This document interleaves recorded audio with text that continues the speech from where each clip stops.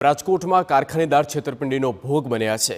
મહાનગરપાલિકાના નકલી અધિકારી બનીને આવેલા શખ્સે કારખાનેદારને ₹77,000નો ચૂનો લગાવ્યો। આટીકા વિસ્તારમાં કારખાનું ધરાવતા વ્યક્તિ પાસે એક શખ્સ આવે છે અને પોતે મહાનગરપાલિકામાં ટેક્સ શાખાનો અધિકારી હોવાની ઓળખ આપે છે।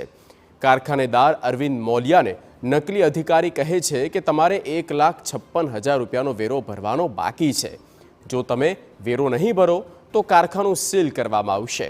ગભરાયેલા કારખાનેદારે ₹77,000 આપ્યા, પરંતુ બીજા દિવસે કારખાનેદાર મહાનગરપાલિકામાં તપાસ કરતા ખબર પડી કે તેને ત્યાં આવેલો અધિકારી નકલી હતો।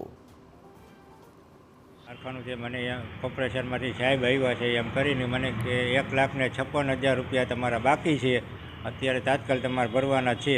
મેં કીધું મારા આગળ પૈસા છે નહીં। તો કે કાલે તમે ભરશો? તો કે ના, કે 80,000 ભરી દો તો હાલશે। મેં કીધું 80,000 મારા આગળ છે નહીં। તો કે કાલ સવારે હું તમારી પહોંચ લેતા ભરવાના છે, નકર તમારું કારખાનું સીલ કરી દઈશું।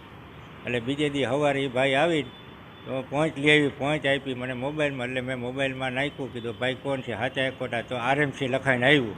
એટલે ભાઈ સાચું, આપણે કે સાચું।